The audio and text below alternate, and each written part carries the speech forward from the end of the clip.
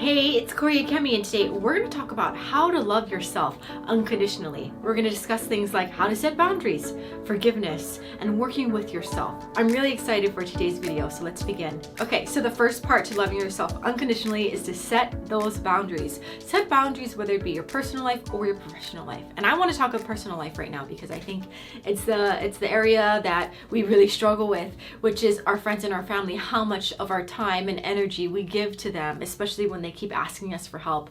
I think it can put us in a very uncomfortable position because, of course, we want to say yes, but there are some times you get to say no and you get to dictate how much time you can give to your friends and family depending on the situation.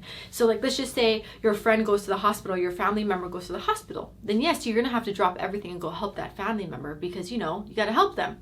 But, if they keep calling you for like little things or can you help me with this? Can you help me with that? Can you help me do this? Can you help me do that? Well, you don't have to say yes to everything that they ask for, and you get to dictate how much time and energy you give to them. Okay, so if they're going to call you, you get to say things like, oh, you know what? I can only talk to you for 10 minutes. You get to say that. That is completely up to you. You get to dictate the time. And if they throw a fit or if they don't like it, then that's their problem because they will learn over time to respect your boundaries and to respect your time and to respect what you can give them. And if this is a hard thing for you to understand, then I want you to think of yourself like this. Of course, you are worth more than money. You are a human being, a person, and nothing can ever replace your value, you as a human, okay? But think about it this way. Your time, your energy, it is valuable. It is as valuable or more valuable than $100 bill or $1,000. It's more valuable than money. So if somebody were to ask you right now, hey, can you give me $1,000? If it's your friend or your family member, they go, hey, can you give me $10,000? Are you going to give it to them? So that's how I want you to think about it. It's like you are valuable. Just like if somebody were to ask you for money, you get to say no. You don't have to say yes to everything, right? If somebody kept asking you for $50 over and over and over and over again, you'd be broke. And that goes for you too. You're going to end up being emotionally drained. You're going to hold resentment. You're not going to have anything left for yourself. Just like if you keep saying, if somebody were to ask you for money over and over and over again, you're going to end up empty-handed, right? So your energy, your time, what you hold within yourself, the energy that you hold within yourself in a day, think of it like money. If it's a hard concept for you or you struggle with setting boundaries, remember that, when you have to say no, you're put in a position where somebody asks you for something and they're talking to you, remember it's like, okay, I remember Kori's example of money. Yes, I get to say no. And I get to say how much time I give to the people that I love in my life. The next part to loving yourself unconditionally is forgiveness. Forgive yourself for your past mistakes because everything that you've probably done in your life that was a mistake was probably because you were trying to survive or you were trying to keep yourself emotionally afloat in some way. So don't feel bad about that. You were doing the best that you could for yourself at that time, and that's okay. Don't beat yourself up over that. Forgive yourself. You know better now. Assess what you did wrong or whatever it is and learn and grow and move forward and don't do it again and keep that promise to yourself. You are not your past. You are not your past, and what you do now and for yourself in the future is what matters.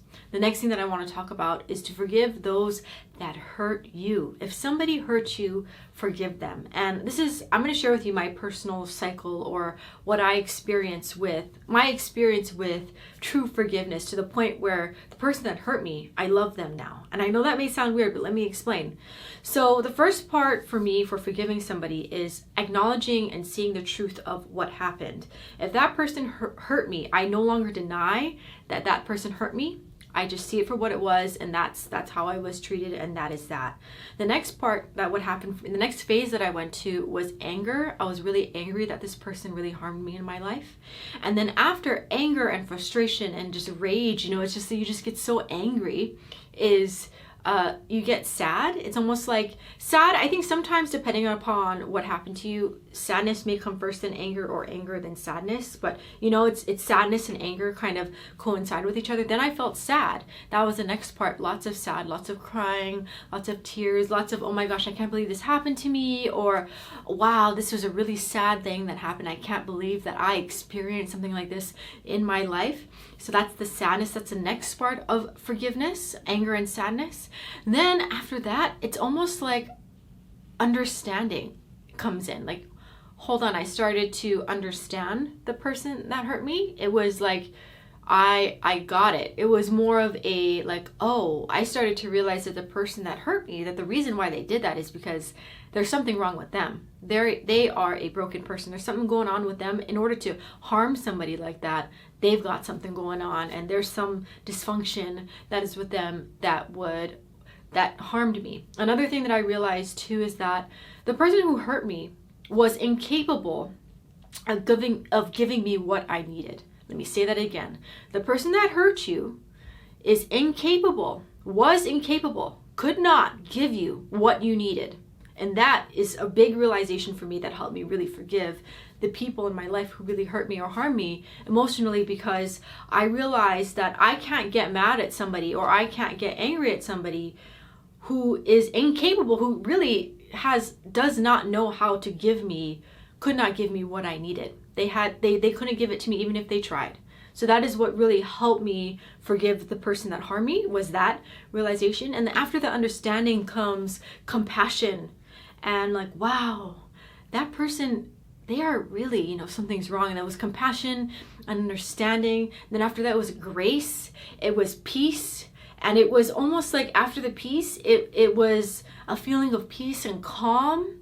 And it was like the person that hurt me or harmed me in my life, I started to see them for what they were, and the understanding that came in and the sense of peace. And I love them now because I realized that they were doing the best that they could, or it was, they didn't know it's not that they were doing the best that they could, it's they didn't know any better.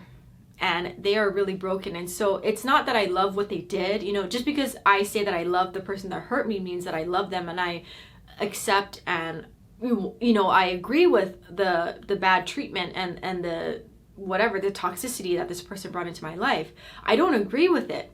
But I love them in a sense that I understand and have compassion and empathy for that person. And I just have come full circle, and I'm at peace with everything. And that to me is love. And I'm just at peace now. And I have no anger, no sadness. It is what it is.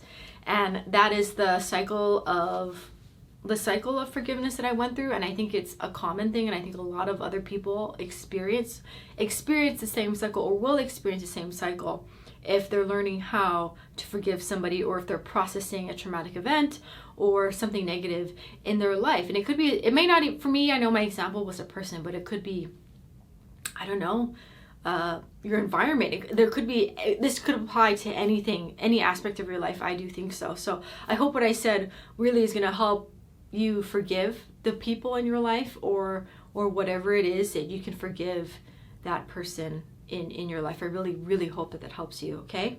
And what I want to say about this is that forgiveness, whether it be forgiving yourself or forgiving somebody else, is really going to help for your soul, and is really going to help you move forward in your life. It's such a powerful thing, forgiveness. It really is. So forgive. So the next part to loving yourself unconditionally is to work with yourself.